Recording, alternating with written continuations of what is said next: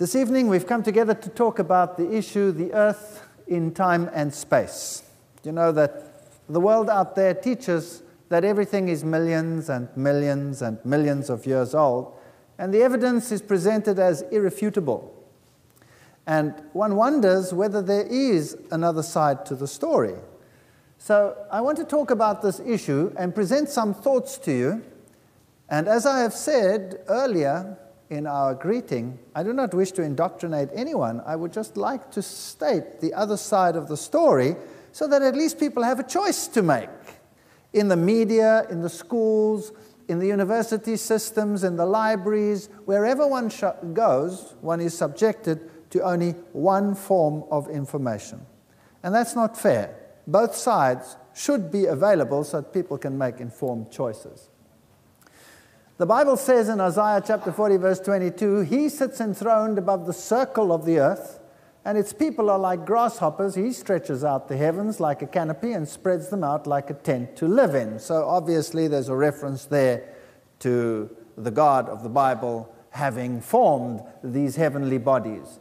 In a strange sort of way, science actually acknowledge a deity sometimes, because here is a nebula which is termed the Eye of God, one of the NASA Hubble telescope pictures. In actual fact, we are told that we are a rather insignificant planet in a rather insignificant solar system, in a rather insignificant galaxy, floating somewhere on the edge in an insignificant position of a rather gigantic universe. And probably there is a lot of truth in that. If you take one star, Betelgeuse, for example, in the constellation of Orion, then you'll see that that is an enormous star, because that over there is the size of our sun, including the entire orbit of the Earth. And that is the size it would be if it included even the orbit of Jupiter. So really, this is an enormous star compared to ours. So ours is really a very tiny object. The science literature will tell us how everything came into being, how the planets formed, how the early Earth formed out of particles and dust that coagulated. And one of the most prominent theories today is, of course, the Big Bang theory. So this theory tries to give a naturalistic view on the origin of things. And contrasting this, you have the idea that God created all things at some time in the past. Now, this is a very fascinating study, and one would like to say something more about it. Well, you see, the idea is that at some stage, everything that we see in the universe out there was concentrated in one particular point. And then at some stage, whatever was there exploded and shot out into a vast universe, expanding at breathtaking speed.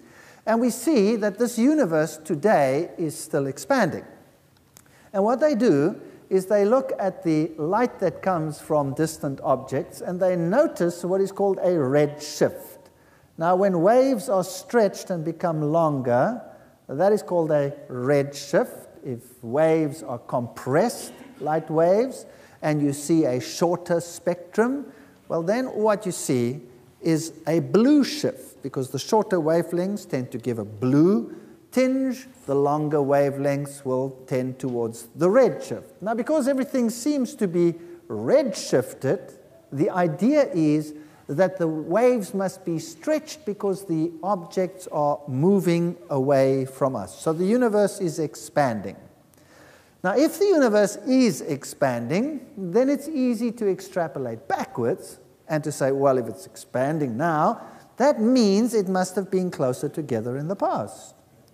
And if it was closer together in the past, well, is it conceivable that it perhaps was so close together that everything was concentrated on one point? That's the basis of the Big Bang theory.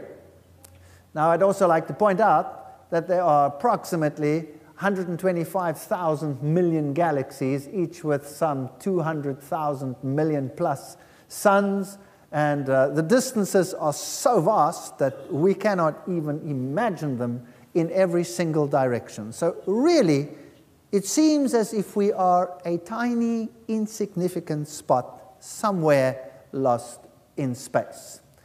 Now, the story about this redshift and all these issues in space is very interesting. Psalms 8, verse 3, 4, and 9 says, "When I consider thy heavens, the work of thy fingers, the moon and the stars which thou hast ordained, what is man that thou art mindful of him? O Lord, our Lord, how excellent is thy name in all the earth." So the heavens are supposed to tell us something about the magnificence of God, according to the scriptures. Now, if you look out there into space, you will see huge concentrations of stars. And this is basically a problem. You see, if the universe was at any stage contracted onto an infinitesimal point, and it then exploded, poof, and spread out into the vastness of space, then you would expect that this matter would be uniformly distributed. This is called the cosmological principle. Uniform distribution of all that there exists in this vast universe. But you don't see that.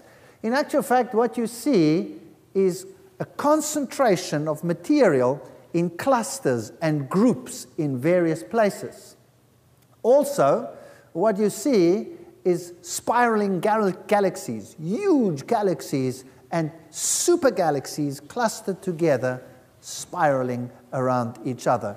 And you would not expect that. You would expect a uniform distribution of matter. In actual fact, you wouldn't expect anything.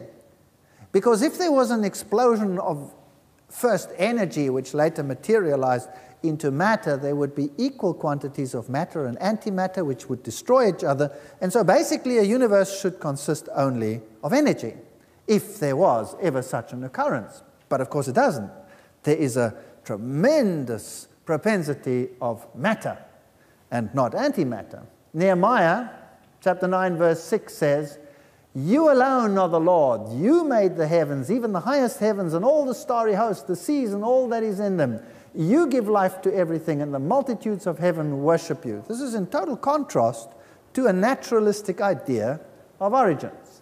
Now, so according to the Big Bang Theory, the universe was created between 10 and 20 billion years ago from the random cosmic explosion.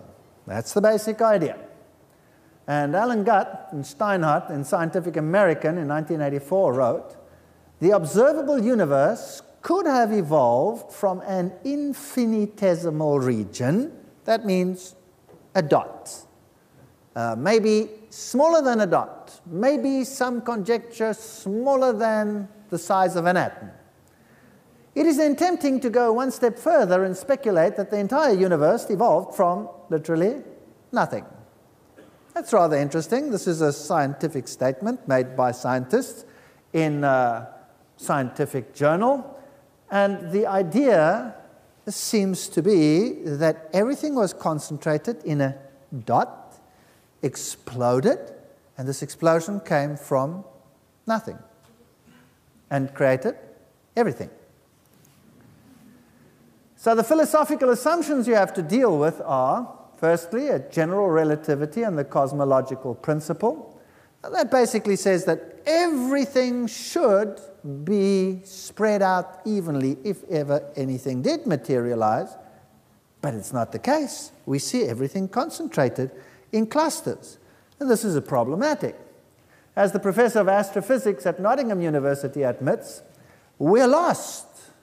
The foundations of the Big Bang model would crumble away. We'd be left with no explanation for the Big Bang or galaxy formation or the distribution of galaxies in the universe. So there are scientists who are saying, why is this matter not uniformly distributed? And then there's another problem. The Big Bang also violates the law of conservation of angular momentum. Now let me explain that. You see, everything is turning around. When you look at our solar system, the planets are moving around the stars, the moons are moving around the planets, everything is moving in circles. Now, if there was an explosion sometime in the past from a center, and this explosion went poof in every single direction, then whatever shot out from there shot out in straight lines in every single direction. But that's not what we see. You see, we see angular momentum, not linear momentum. We see everything going round and round and round and round. So now the question is, how come it's going round and round instead of the other way around? The fact of the matter, it is going round and round and round. So the idea then came to mind, well, there is one possibility that could explain why everything is going round and round. Maybe that original dot was also going round and round. Does that make sense? Now, if you can imagine a bunch of kids sitting on one of those merry-go-round things in a fun park. And this thing is going round and round and round and round and round and round and round and round at speed. If that thing happened to go so fast that the kids a lot later hang on and centrifuge to the outside, and then go so fast that the kids actually lose their hold and go flying off, then the law of the maintenance of angular momentum says that they will be spinning while they fly off in the same direction as the object was spinning originally. So if it was going clockwise, then they will spin off clockwise. Does that make sense? So that can explain why everything is going round and round. Because maybe originally the dot went round and round. And yes, everything is going round, and that needs to be explained. And wherever you look in this vast space, you'll find things going round and round. And as science has said, they will be flying off in all the various directions. Amos 5 verse 8 says, "Seek him that makes the Pleiades and Orion." It's interesting that it names these two star systems. And the Pleiades, or the Seven Sisters, is what is known as a bound cluster. That's very fascinating. Can you bind the chains of Pleiades? Can you keep them together? Which is what science has recently discovered, that it in fact is a bound cluster. That means the gravity within the system is equal to the force that wants to separate them, so it stays together. In contrast, loose the cords of Orion. The systems in the belt of Orion are flying apart at breathtaking speed. Fascinating that that should be in Job 38, verse 31. But the general principle is that things seem to be moving apart and moving round and round, sometimes in intricate patterns. But the problem is the globular clusters and the concentration of the matter in the universe, which should be uniformly distributed, but is not. Even Einstein recognized this problem and came up eventually with ideas to counter it. But they're theoretical and not practical solutions. So this law of the conservation of angular momentum, what does it mean? Everything in the universe is spinning. Planets, stars, galaxies. It would take an enormous amount of energy to start a planet spinning, something that's called inertia. So advocates of the Big Bang Theory propose that the singularity, that little dot, blew up and the Big Bang was spinning before it exploded. Thus, everything within it was spinning as it flung out. But now there's a problem. However, some galaxies, some planets, for example, Venus, Uranus, Pluto, many moons are spinning backwards. That's called retrograde motion. It's going the wrong way around. Some moons even have a retrograde orbit around the planet, going the wrong way. Some are going this way and some are going the other way. Jupiter, Saturn, Uranus, Neptune have moons orbiting in both directions. Now, this is a serious problem. Here's a galaxy called NGC 4622, which appears to be rotating in the opposite direction. The whole galaxy going the other way around. Now, this is another serious problem. What do you do with all these things that are going the wrong way around? Planets and moons and all of these things that are going the wrong way around. What do you do with them? Well, the problem is that you would have to say something stopped the spin and put it in the other way. That would have to be such a force that would probably shoot the whole planet apart, and you would have to do it all over the place, even within the same systems. A highly improbable event. So even that seems to violate the idea. There are many scientists who feel that there are many problems with the Big Bang. Here's an article in Nature which says the Big Bang is not yet dead, but is in the decline. And it also says that it implies that some of these findings imply an age of the universe much smaller than the known ages of the stars and the globular clusters of the galaxy. So as far as the Big Bang theory is concerned, the proponents for and against both have arguments, but at least we can say categorically that not everybody says categorically, yes, that's the way it happened. In fact, there are many that say it could never have happened that way. And that's only fair that we hear the other side of the story. And the exploration of space and what science has learned in the last decades is just amazing and boggles the mind. Now, the story goes actually even further. From the Big Bang, you had an explosion. Originally, there was energy. Then a quark soup. These are subatomic particles. Eventually, the first atoms formed, although they never should have. They should have been destroyed by antimatter and matter coming together. And now you have hydrogen. The whole universe out there filled with hydrogen, perhaps a little bit of helium and some of the slightly bigger ones, but basically hydrogen. Now, what do we consist of? What elements are there in us? Everything, from carbon to every single ion that you can imagine, the whole periodic table, we have it. Now, where do all those come from? If we all evolved naturalistically, where do all these other particles come from? If there was a vast gas cloud, it's consisting just of the very lightest of the gases. Well, science teaches that these compounds must have formed out there, or else they couldn't be there today, right? So how did it happen? Well, they reason that the gas clouds started to coalesce upon each other, and eventually forces within the system contracting through gravity, the various elements in upon each other, until you had the formation of stars.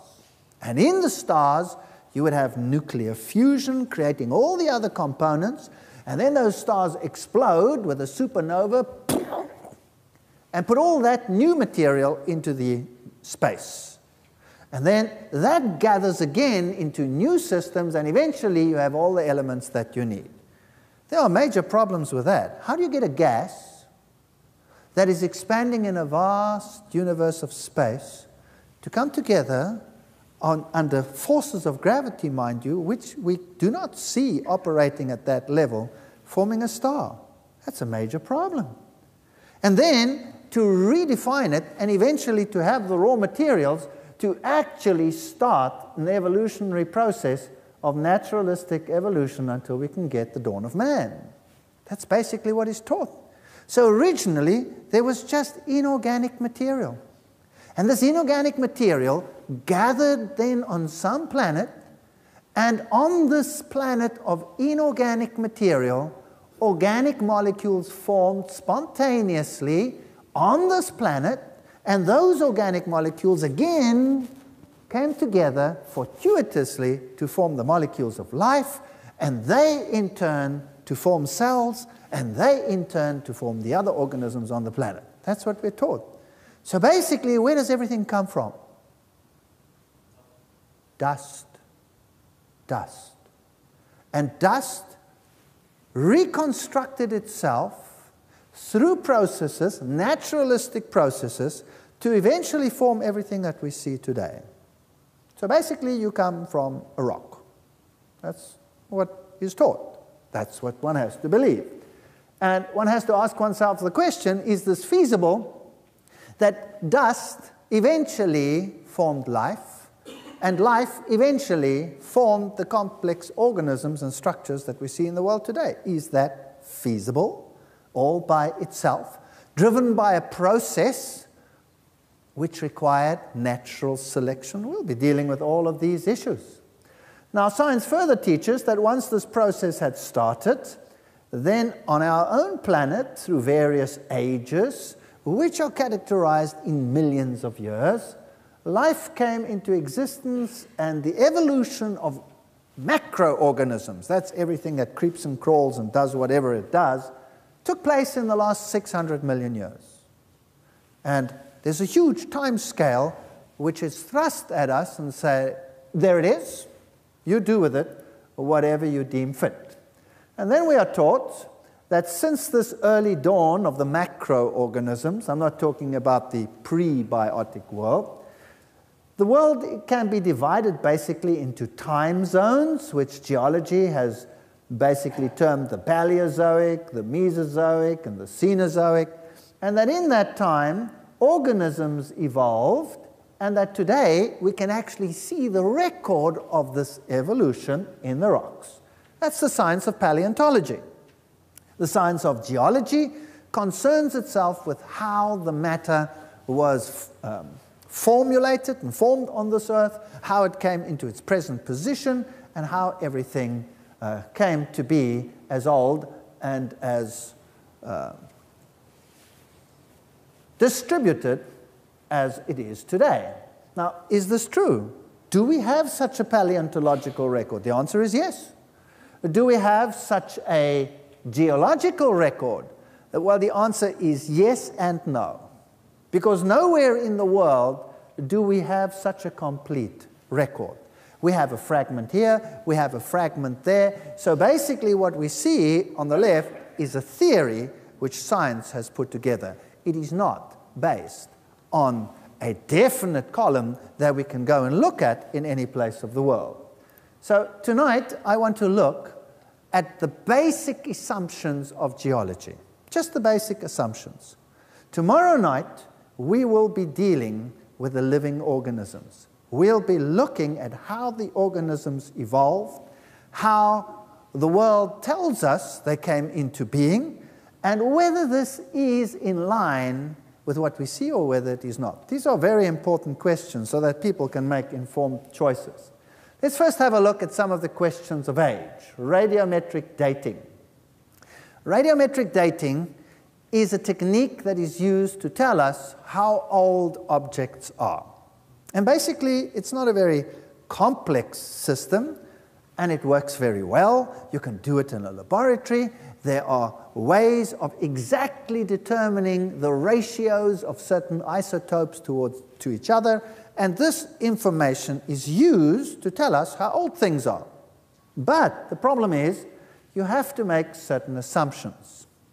And let's just run through them. The first assumption you have to make is that the rate of decay and half-lives have remained constant over time. Okay, basic principle. You have a specific rock. In that rock, you have elements which decay by radioactive decay. For example, uranium-lead dating. You have uranium. You have a certain time in which it decays to a certain isotope of lead, and after X millions of years, you have half the amount of uranium as you had before. Over the next same time period, again, you have, another loss of half the material. We call that a half-life. And so you can determine, by determining the ratio of the one to the other, how long this process has been going on. But you would have to know that the rate of decay and the half-lives have remained constant over time. And there is evidence that it has, and there is evidence that it has not. So both sides of the story can be found in the literature. The second principle is a very simple one. If I want to know how old something is, then I must be sure that the clock was set to 0 when the material was formed. All right, that's very simple. How do I know how old any one of you are? What basically do I have to know if I want to know how old any of you are? I must know when you were born. Isn't that right? I must know when you were born. So if I have a birth date, well, then I can work it out. This individual is X number of years old. How old are you the second that you are born? 0. In fact, somebody stands there with a stopwatch, and the time you are born is registered, tick, And after 5 minutes, Daddy walks out with the child in his arms to show whoever's watching and says, my baby is how old? 5 minutes old. So I have to have a birthday. So now, if I want to know how old the rock is, how do I know when it was born? Now, if I wasn't there to see it born, sometimes you can be there. If volcanic material comes out of the earth, you can see that it's born kind of now. You know what I mean? But rocks that are supposed to be ancient, I wasn't there, nobody was there. How do I know when they were born? I don't know when they were born. So I have to use a supposition. I have to say that when the rock was born, the clock was set to 0. Now the clock consists of one isotope changing into another. So I must assume that when the rock was born, only the parent isotope was there and none of the daughter isotope. That's 0 reset, isn't that right? Now, is that the case or is it not the case? The answer is that the literature abounds with cases where it is not the case. Where, for example, volcanic ejecta comes out of the rock right now in Hawaii or in New Zealand, and you measure it, send it to the laboratory for dating, and it can measure anything from a few million to hundreds of millions of years old. Now, if that is the case, then is the clock set to 0, yes or no? Obviously not. And if the clock is not set to 0, then how much faith can I have in the dating system? Here's another problem. We are dealing with a closed system. Obviously.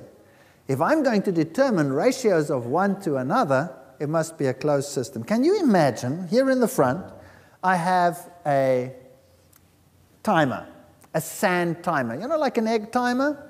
Imagine it standing in the front here. And I turn it, and all the sand is on top, and in the bottom I've got lines indicating the minutes. And after 1 minute, the sand has come down and filled it up to the first line, and I know 1 minute is gone. After another minute, the second line. After a third minute, the third line, etc. That's how the clock works. Now, what if there was a hole in my glass at the bottom? And as the sand came in, some of it escaped from the bottom. Would my clock be accurate, yes or no? No, it would not be accurate. Same with a rock.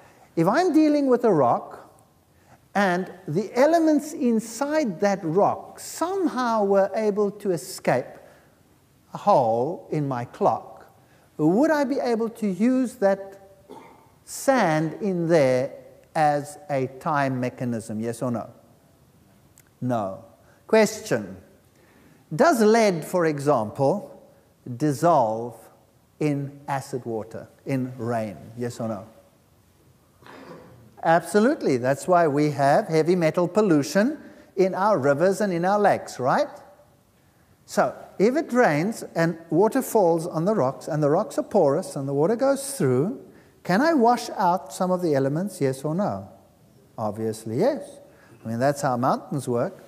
They soak up the water and they form huge reservoirs of water because they contain them and soak them up like a sponge. So here are mechanisms of taking out the isotopes. So basically, I cannot guarantee that the decay has been the same.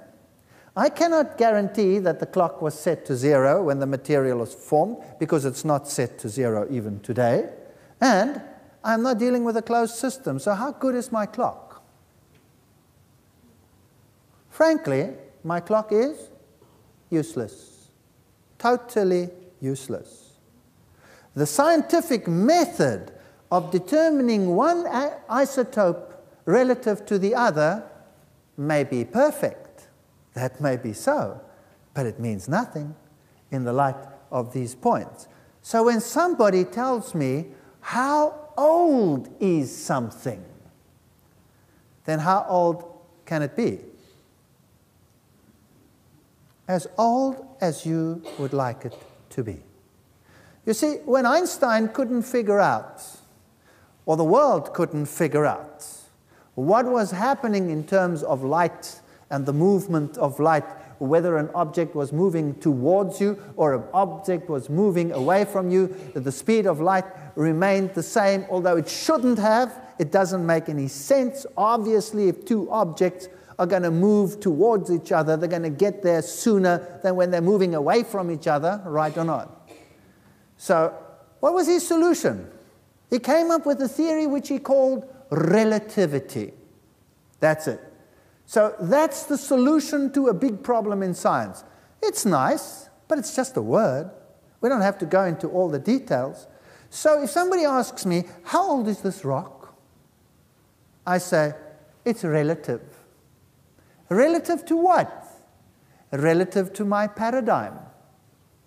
Relative to my way of thinking. If I believe this rock is young, there is nothing that you can do to prove that it is not.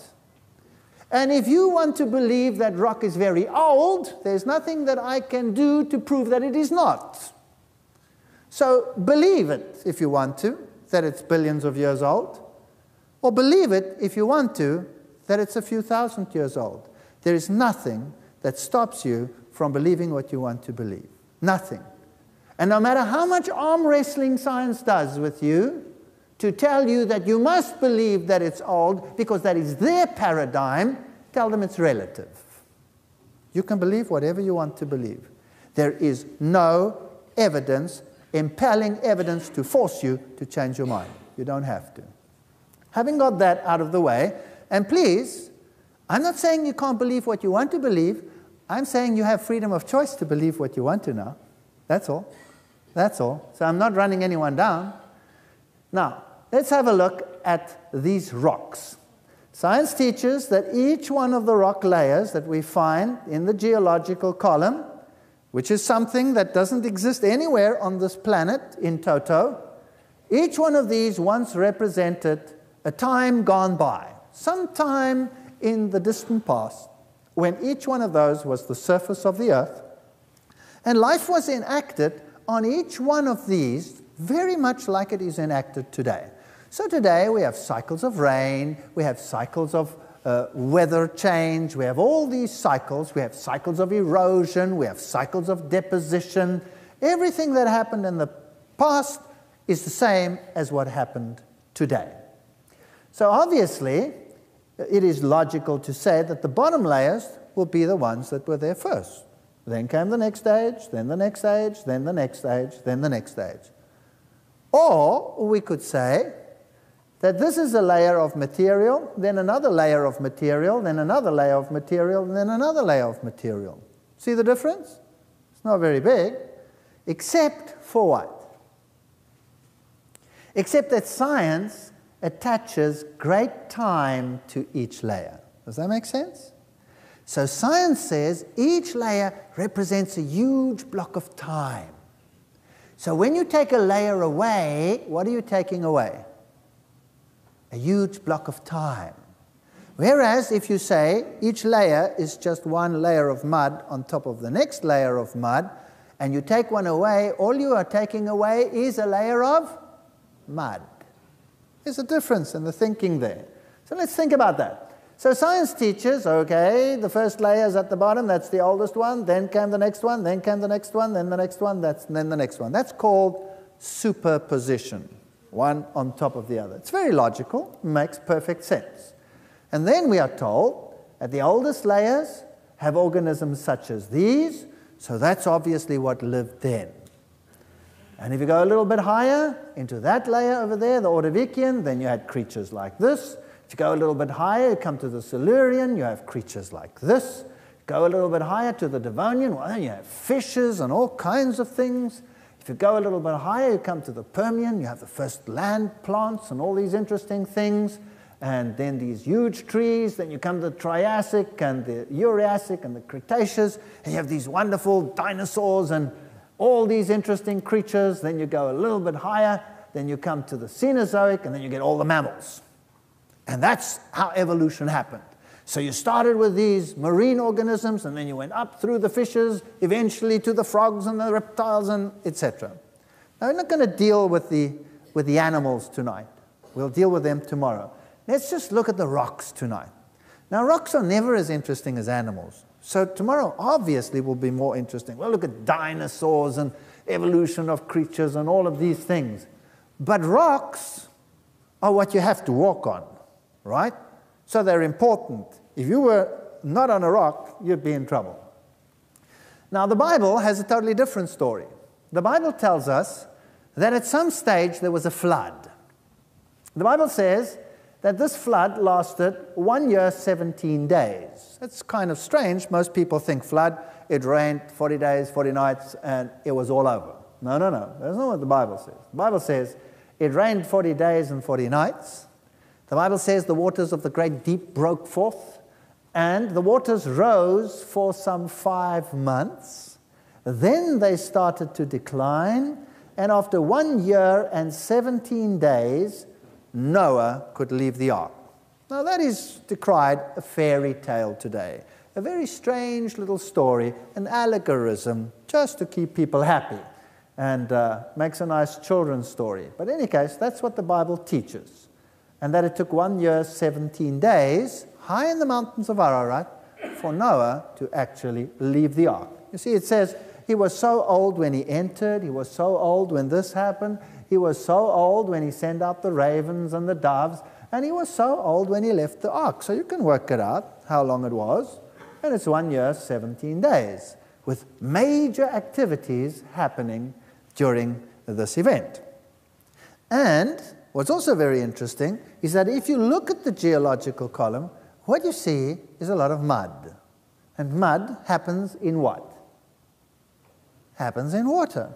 So if you go to the Grand Canyon, for example, and you look at the various layers, then yes, what you see is one layer on top of the other. Now remember what science teaches. That was once the surface of the earth, followed by that one, followed by that one, followed by the next one, etc., all the way along. When you look at those layers, can you see that they're all nice and flat, and that the contacts between them are perfectly flat? You see that?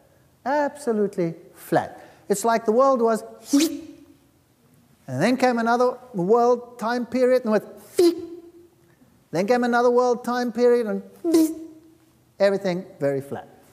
Huge flat layers, one on top of the other. So there you can see them very nicely.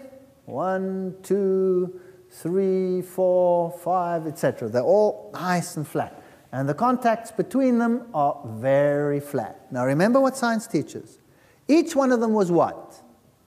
Once the surface of the earth.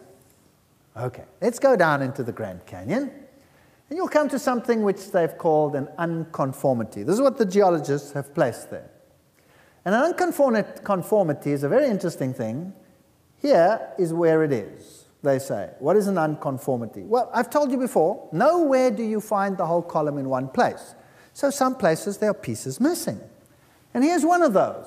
So here are 2 ages, but a rock layer that should be there here in the Grand Canyon is absent. Now, there are 2 possibilities. The mud is missing, or 2, the time is missing. Are you with me? Now, if you say the time is missing, then they'll say, whoa, here's a problem. Time just doesn't go away. So obviously the time must have been there. So science teaches, this is what happened. Well, obviously what happened here is the layers formed, and because time is an essence, the missing layers must have formed, because that time was there, and then there must have been some rapid erosion here, and they were rubbed out, away with them, and another layer deposited on top, and voila, we have 2 layers with a piece in the middle missing. No patty between the 2 burger rolls. Nothing. Just gone. Now, that's fascinating. That's what science teaches. What took it away? What's the only thing that took it away? Erosion. Right, let's have a look at them. Here they are. There's a time period missing in the Grand Canyon, and that is estimated to be some 100 million years gone. Here's another layer missing, some 30 million years gone. Now let me just put that in perspective for you.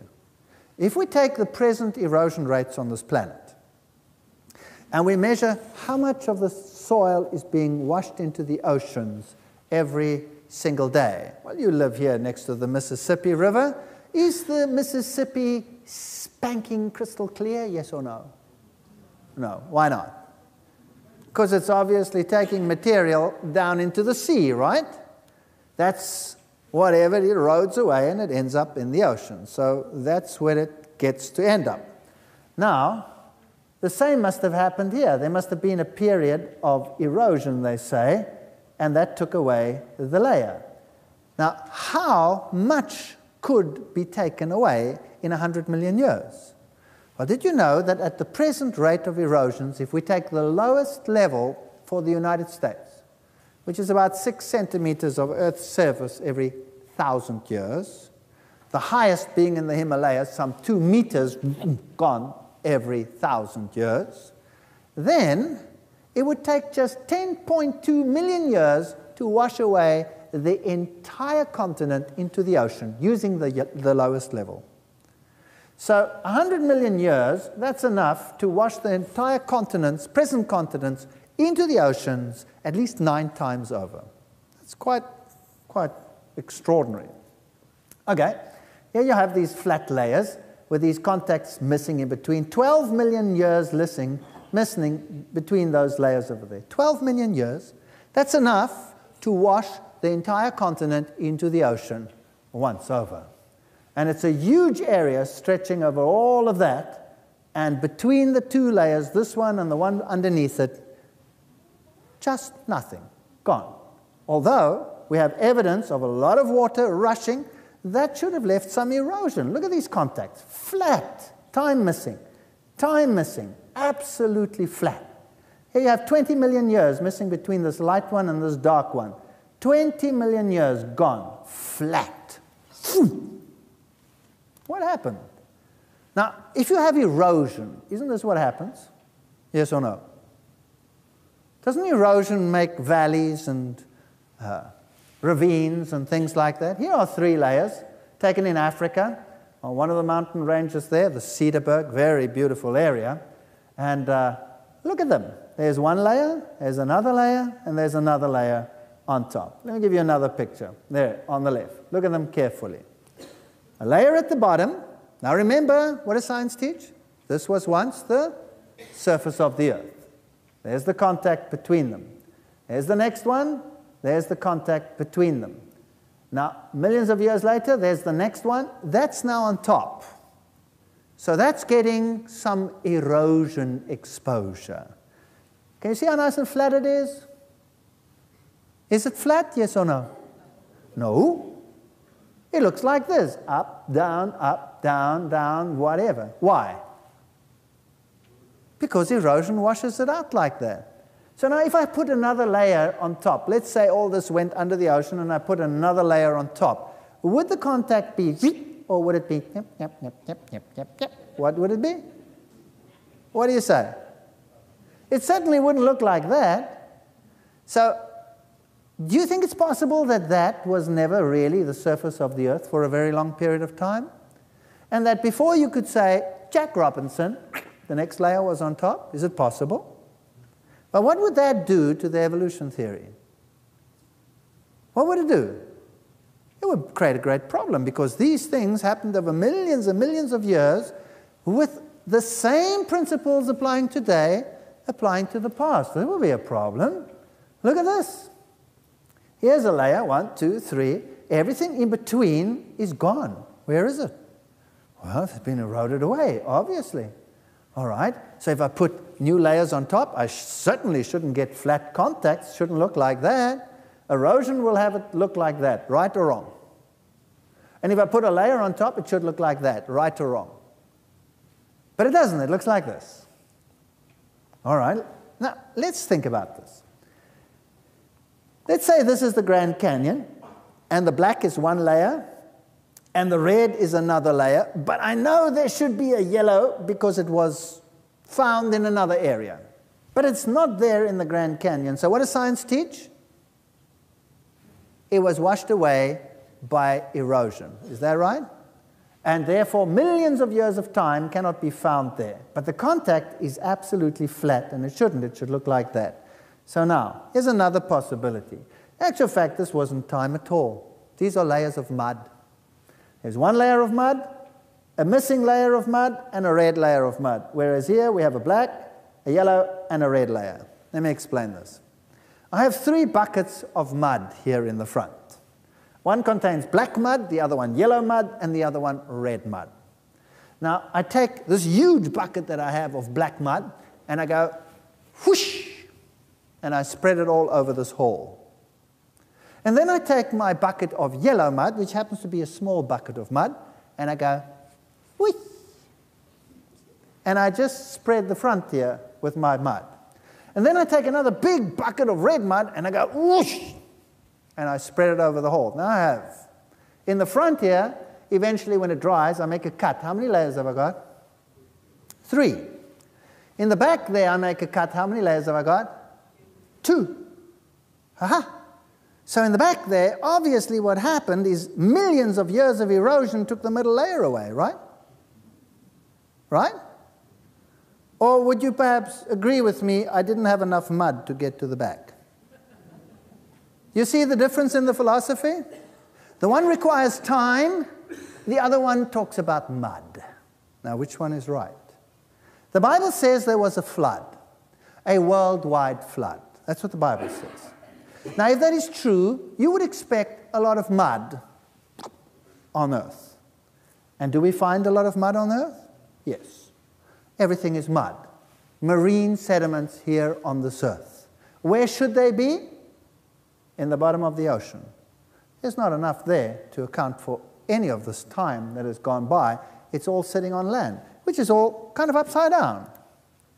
Now, here are some scientific publications. 20 million years of weathering and erosion under various conditions.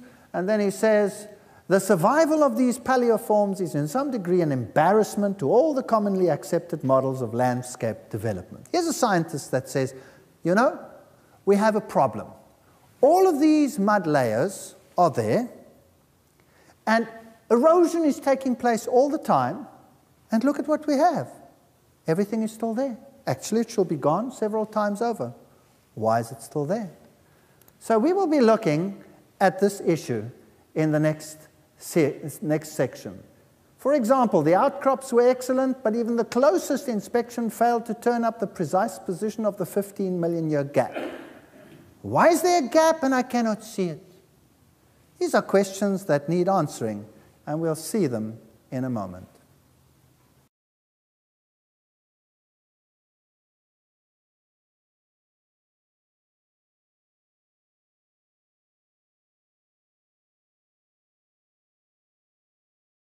In our previous section, we talked about these incredible flat layers and the gaps missing between the rocks.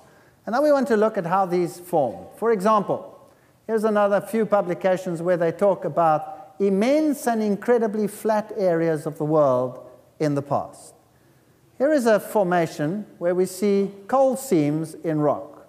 Notice that the coal seams are also incredibly flat. Now, this is not consistent with what science teaches, that coal formed by natural processes, forests being covered in debris and eventually forming the various coal seams. Here they are, incredibly flat. And we have wonderful preservation of plant materials in the rocks. Here is a beautiful coal seam. And we'll be talking about coal some more later on. But again, notice that they are in these flat seams. Everything incredibly flat. This is not something you would expect to happen under naturalistic processes. Here, for example, trees upside down in coal fields. Another important discovery is that there doesn't seem to be any evidence of subaerial exposure. Traces of deep leaching, scour, channeling, residual gravels tend to be lacking, even if the underlying rocks are soft material like Cherty limestone. So if there was erosion between the layers because they were the surface of the earth, why don't we see it? There's no evidence of it. It just doesn't make sense. This is what we call a turbidite. Now let's have a look at an alternative model. This is what is an underwater mud flow. You know, when water is muddy, we say it's turbid water. It's muddy. Now, a turbidity current is an underwater mud flow. Now, in 1929, there was an earthquake in North America, and a piece of the continental shelf broke loose, and it roared under the ocean, breaking cables as it went, so they knew exactly how fast this mud was going. It was just going at a tremendous pace. After 3 hours and 3 minutes, it was 300 miles out to sea. That means that this mud was traveling at a speed under the water of 100 miles an hour. Now, imagine if you were a little creepy crawly or a fish swimming lazily at the bottom of the ocean, and a wall of mud as thick as this wall over here comes roaring towards you at 100 miles an hour. What would happen to you? You would just be fossilized in an instant, right? Now, this is what happened. Notice that we have a model over here. Imagine this is the surface of the Earth, largely extended. There's no mountain on scale that would be this high. And everything's underwater, and now there's an earthquake over here, and some mud is beginning to flow. Let's see what would happen.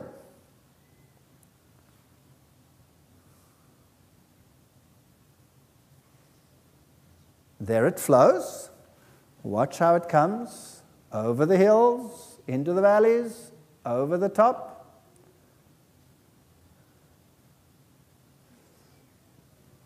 And then it's going to settle down. And notice what it does. It's very interesting. It fills in the valleys while forming a layer over the hills. And this is soft mud, soft mud. Now we're going to put another layer on top of this while this is still soft mud. We're not going to stick around for a few million years waiting for this to turn into stone, okay? We're going to do it right now. While this is still mud, we'll have another earthquake in another place with a different color mud, and boom, there it goes. Watch how it comes around the corner, swirls clockwise. Do you see that? Goes down the hill, up the other side, and does the same thing. Now, do you think it's possible that you could whip some of the bottom mud into the top mud layer when it goes around the corner like that? Do you think it's possible? Possibly, yeah. Here's another one. Look, wham! Take some of the bottom layer, put it in the top, maybe. And then you settle down. And we're not going to wait a million years. We'll just let it settle. And then put another one on top. Notice the valleys are getting fuller and fuller and fuller. By the way, that's what it looks like at the bottom of the column, between the Cambrian and the Precambrian. That's what it looks like. Another layer.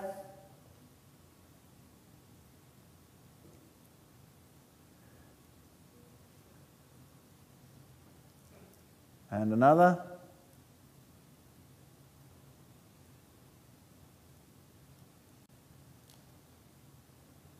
And another.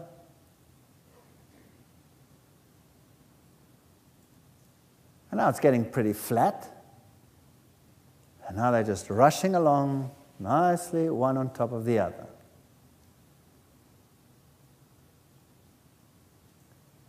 And then we have a closer look.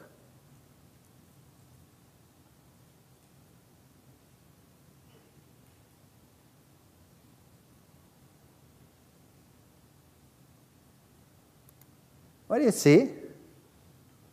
You see one layer on top of each other, and what are the contacts like? What's the contacts like? Flat.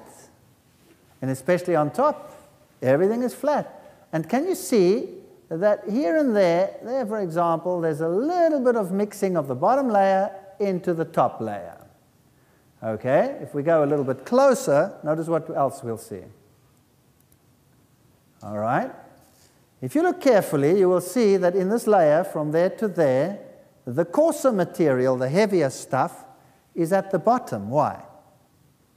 Because it's heavy and it settles out. And the finer material is at the top, because it's lighter. and it takes longer to settle. So this thing is graded coarse to fine, which is what happens in water. Now, if this layer had to form over millions of years with then a rain and then a drought and then a rain and then a drought and all these things happening, would the whole thing be jumbled up or would it be graded coarse to fine? It would be jumbled up. If it's graded coarse to fine from the bottom to the top, what does that mean? That this layer formed how? Boom, catastrophically. All right? So if we go into nature and we have a look at them, here we are in the Swiss Alps, hundreds of these layers, one on top of the other. So it's just one after the other. Here we have some in Texas, and they've been lifted up. And you can drive to any of these areas in your country, you'll see beautiful examples. They were, of course, first flat, then they were lifted up later. These are all turbidites. How do we know? Because they're graded coarse to fine. Here are huge ones, big ones, showing tremendous activity. Here's another one. Notice the coarse material is at the bottom, then it gets finer, and then you have the fine mud over there. There are even some ripple marks saying that this happened underwater. And there's the next one, the coarse material to the fine material. Here's one in Australia. This one is in New Zealand, sorry. There you have the coarse material at the bottom. You'll see the pebbly, grainy stuff, the water lines, and then the finer stuff, and the next one starting on top. So how did they form? Slowly or quickly? They had to form just like that. These are mud layers that form just like that. Now, if you go to the Grand Canyon, you'll find a fascinating thing. From the bottom to the top, the whole canyon is graded coarse to fine. Wow. That means that the whole thing must have happened in a very short period of time. Now, the scientists will tell you, now, whoa, hold it a second. There are obvious regions in the geological column where we can say that this was a desert time period. How are you going to fit that into this watery situation? And they will cite areas like this in Zion National Park, for example. This layer, they claim, was a period of desert. And this over here is a desert dune. There's a problem here, because desert dunes never got to be this big, because they just cannot be that big in air. But underwater they can. And so they studied these in detail, and looking at the way in which it is laid down and how it is formed, they've come to the conclusion that after all, they were formed in water. So what happened? Let's assume you have a continent, and the mountains that are here today in the world didn't exist. Didn't exist. So it looked different, and you had huge inland seas and you had an ocean basin. And then something happened, and the whole continent was pushed under the sea. That means the sea would rush onto the land, and all the sediments in the sea would go onto the land. Then you would have the sediments of the ocean mixed with freshwater sediments here on the land. And then you do the reverse. You lift up the continents again, folding takes place, the mountain ranges form, and the new ocean basin forms. And the sediment that was in the ocean is now on top of the land, and you can see it in the mountain ranges and all over the place. And that's what it looks like. The sediment is on the land instead of in the ocean. Where should it be if the oceans have been around for hundreds of millions of years? Where should the sediment be? The bottom of the ocean. It's not there. It's on land. Oh, that's very strange. Let's have a look at these layers. Here are two layers in the Grand Canyon. The one is called Coconino Sandstone. The other one is called the Hermit Shale. You can tell them nicely apart. They've got two different colors. And you can see some interesting structures. Boom, there's one. It's called a flame. Here's the one layer. There's the other layer. And here there's obvious mixing. Can you see that this one over here is as if it were whipped into the top layer? Can you see that? So something came rolling along and whipped up some of the bottom into the top and mixed them. Now, if this layer over here at the bottom were millions of years older than that layer, would that have happened, yes or no? Never. This is a geological nightmare, because this cannot be explained other than by catastrophism in water. Or could I depress a top layer into a bottom one, squelching it, not breaking it, going if the bottom layer weren't soft? Impossible. Could I fold mountain ranges like this or like this? Could I just take the layers and go like a bunch of layers of dough in a whatever donutty thing? Could I just go do that? No, unless the layers were soft. Now remember, science says each layer was the surface of the earth. Each layer constitutes millions of years turned into rock. How am I going to bend this without shattering it into millions of pieces? Impossible, unless the layers were soft. So how does science solve this problem? I say, well, what must have happened is they were rock, but then there came a time of continental depression and it went down into the heat of the earth, and there it became molten. Then it was lifted up and folded. Hello, here's a problem. Then there should be evidence of this heat upon the rock. But most of these rocks are sediments, no evidence of any heat, no volcanism, just water, mud, and fossils. No heat. And they're all folded like that. So it must have been soft. Here's another interesting one. Here's a finger sticking through another layer of mud. Obviously, this finger is hard, this layer is soft, so this erodes away, and there stands this finger. Ding! What's it doing there? Where's it come from? So if you look at the layers, this is in Kodachrome Basin, also here in the United States, different layers. There they are. And the bottom one over here somehow had columns shoot up through the other layers and then solidify there. So this one over here shot up through this one, through that one, into that one, and there it sits. And that one shot up from that one through the others, and there it sits. Now erosion takes place, washes it away, and there stands a finger. Bing.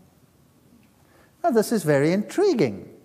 Imagine you have 2 layers of glass, tabletop glass, you know? Imagine you have 2 layers. And now you have a tube of toothpaste, and you go to the glass, and you take your tube of toothpaste under the glass, and you go, squeeze! What will happen to your toothpaste? It'll go, peek.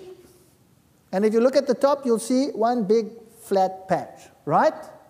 Because the toothpaste cannot go through the glass. It's solid. Now, the same with these rock sheets.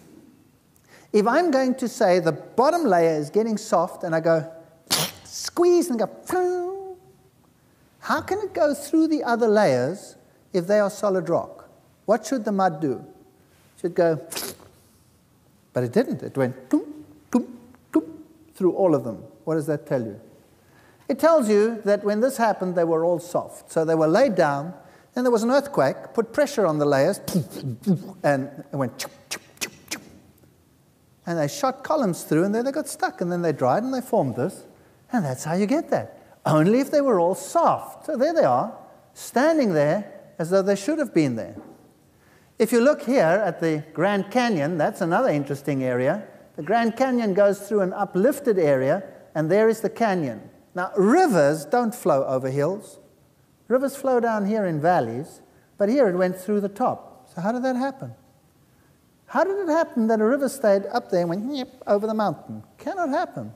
So something must have happened to form a rip, and the water must have rushed through, and the layers that we have are indicative of a major flood catastrophe. So looking at the Grand Canyon, what washed this out? This little river flowing over a hill? Doesn't happen. All these layers, we've seen that they must have been deposited quickly. This massive amount of material washed away.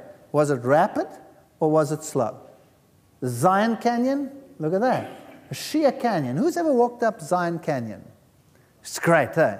It's magnificent. You walk up that canyon, and you just got to be careful that floods don't come. And by the end, you can touch both sides and go up the canyon. Wow, it's magnificent. You guys should do it.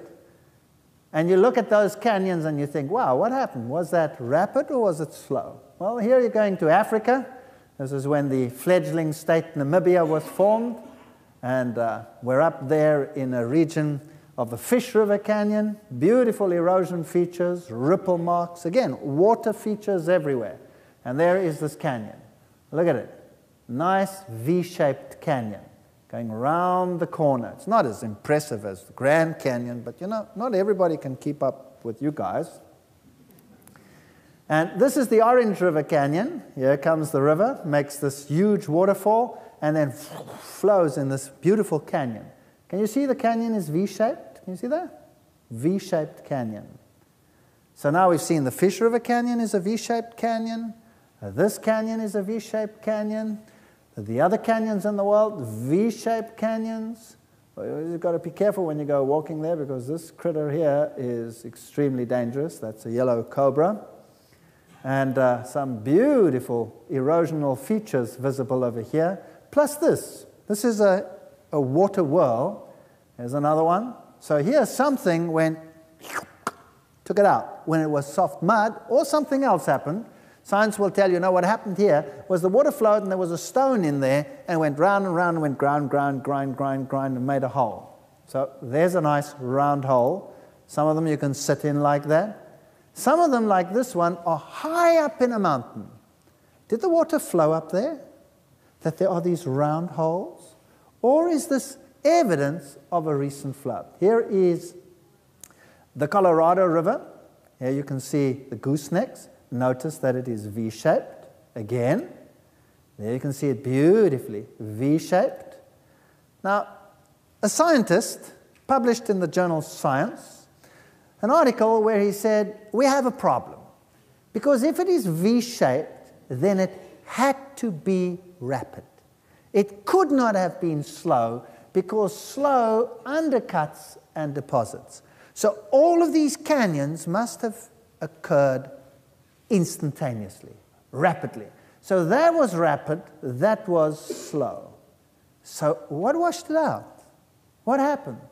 This is another canyon that formed instantly, Canap Creek, and you can see it's also V-shaped. That's a recent one that would washed out in modern times. This is Bryce Canyon. Who's been to Bryce Canyon?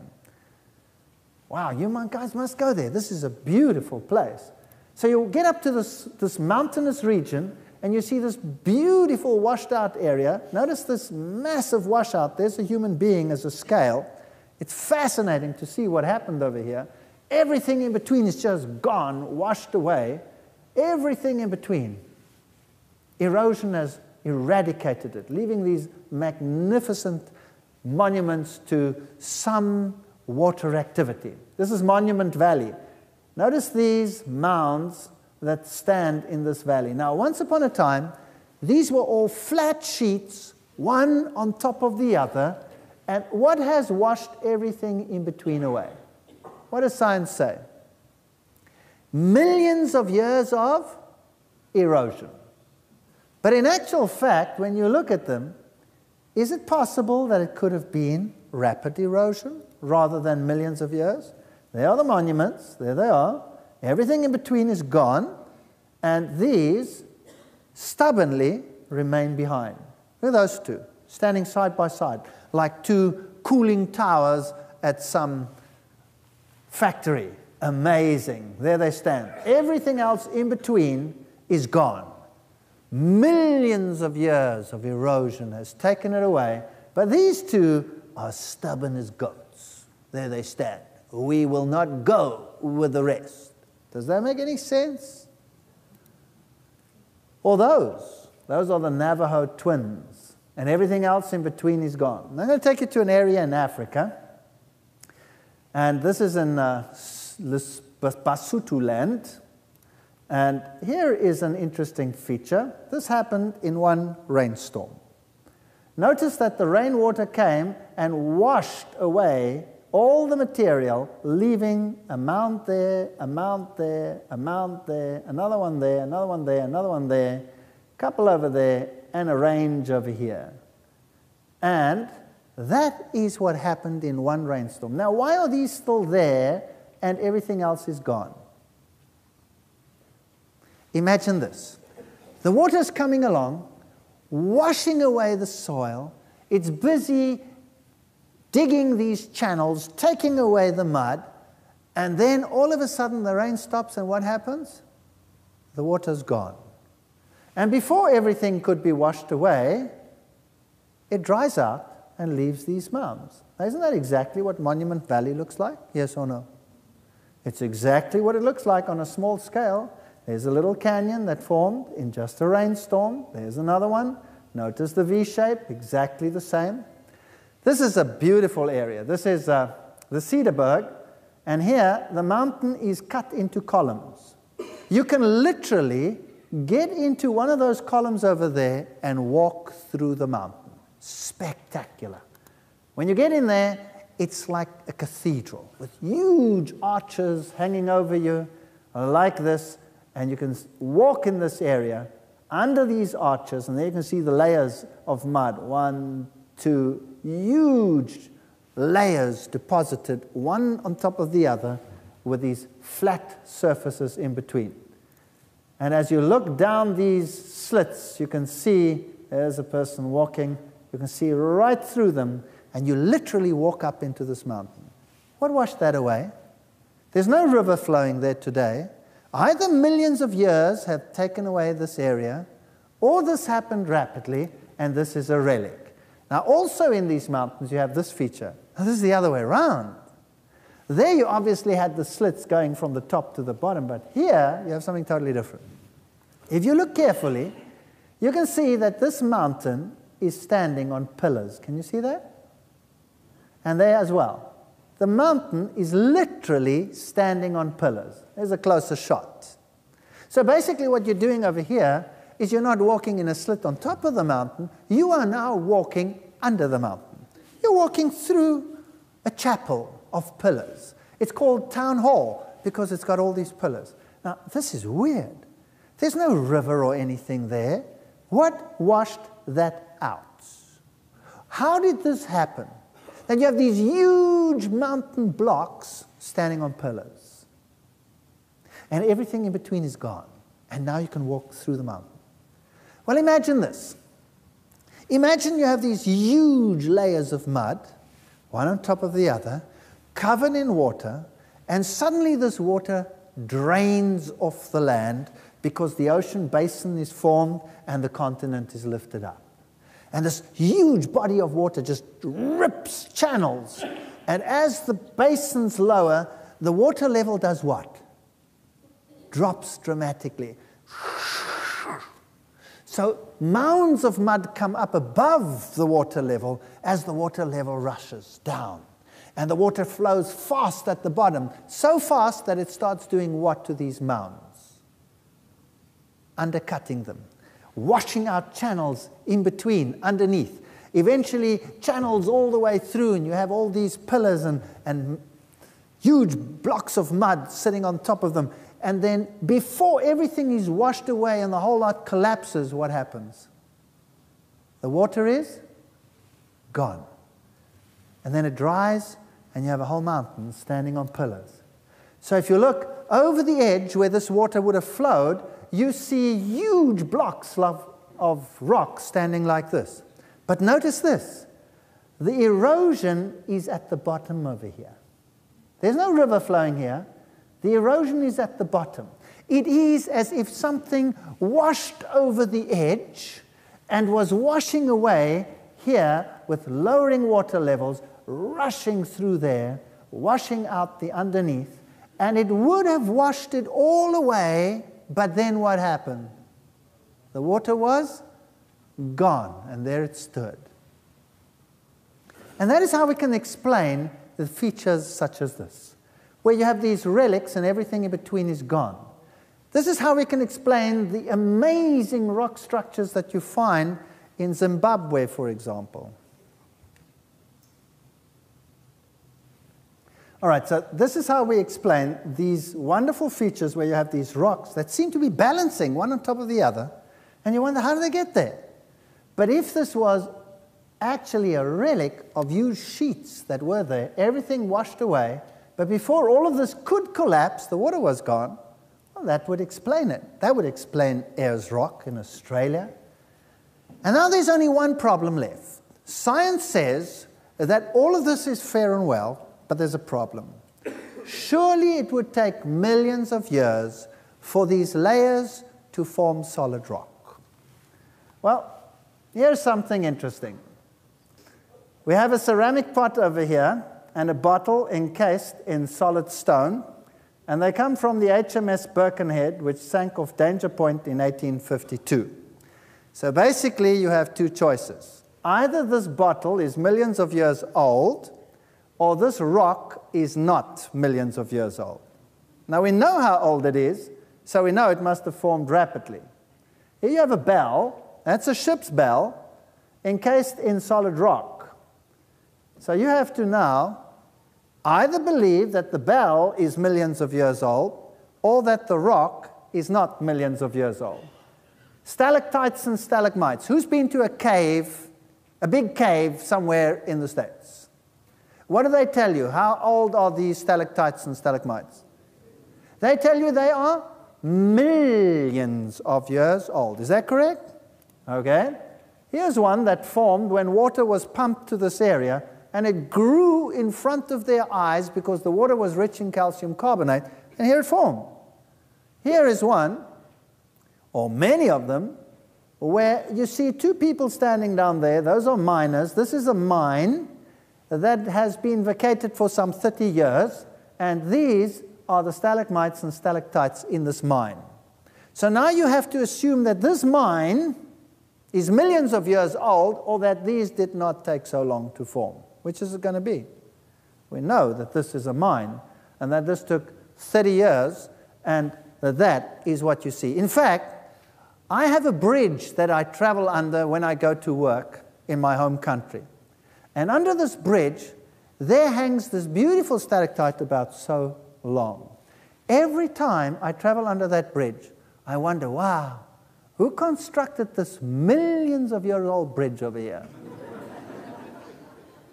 So a picture really does speak 1,000 words. There's one last hope, and that is gemstones. Surely they take a long time to form. This is malachite. Malachite is a semi-precious stone which we find in Africa. It's a ritual stone. It's used by the witch doctors, and it has magical connotations for them. It's a beautiful green stone, and it forms in Zaire, the former Congo, and there are mines there where these are dug out. Now, they form in columns like this, so they're basically like stalactites and stalagmites, and they form when the right elements are in the rock. Now, it's very expensive, and here is a piece that was sent to the United States from Africa, and it broke in transit. Now, a piece like this, that's about 12 centimeters across. It's not very big.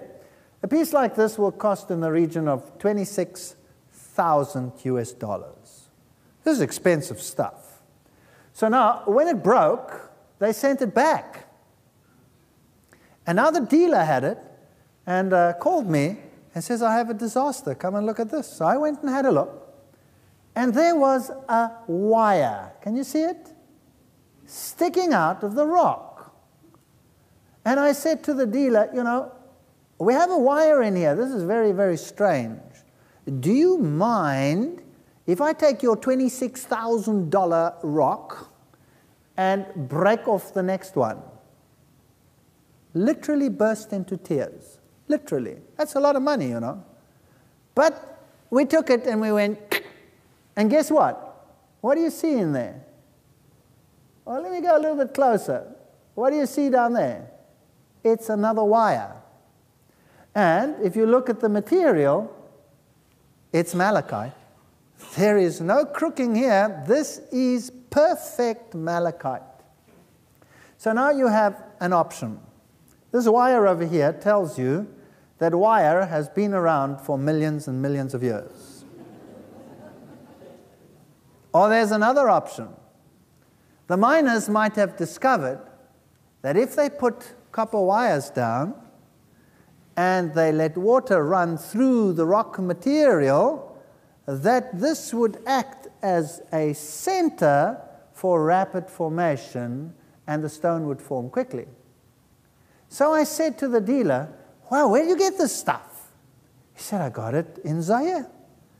I said, that's amazing. Can you get any more? He says, no, they're out. I said, well, that's a great opportunity. Phone them. Ask if you can order some more. And he said, but they have none. I said, well, ask how long it'll take before you can get some more. So he found them, and he asked them when he could get some more malachite. And they said they were all out. So he said, well, how long would it take before you could send me another assignment? And they said, well, how big do you want it?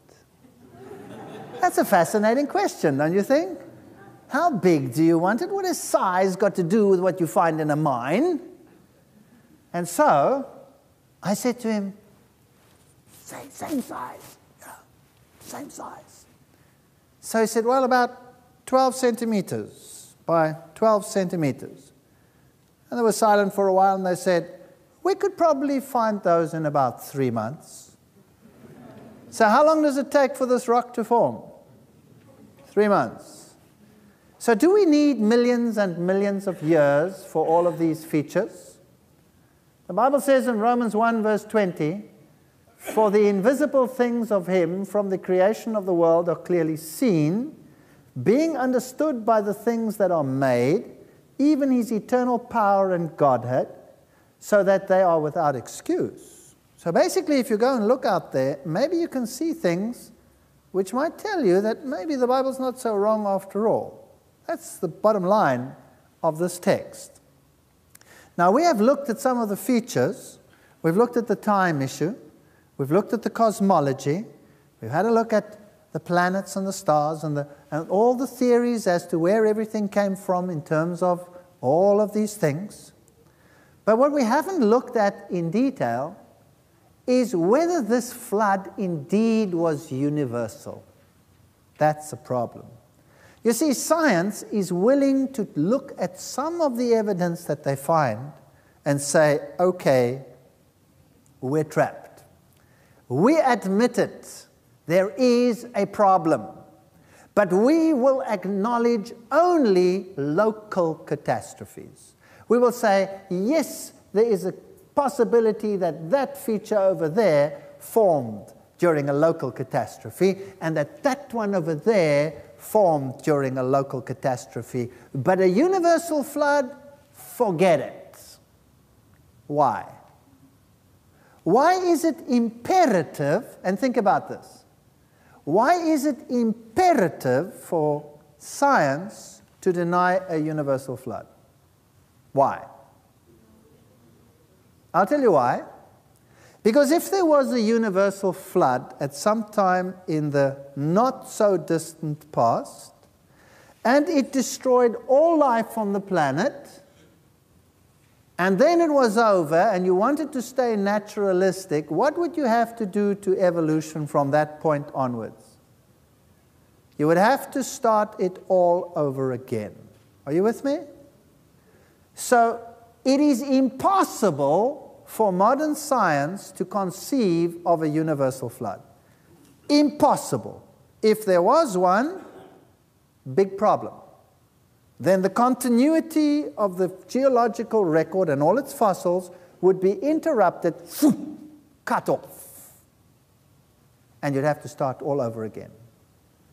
And that is inconceivable. So stick around for the next lecture while you take a short break, and then we'll look at the possibility of a universal flood versus science which says no universal flood. In fact, it may not conceive of a universal flood. That could be interesting. You stick around, because this is what your kids are being subjected to every single day in their schools, on their televisions, in the museums where they go to, and it is time you had a look at the other side of the story so that you can make an intelligent choice. Without two sides, no choice. All I'm saying is expose yourself so that you can either ridicule it or accept it according to your will. Thank you for listening.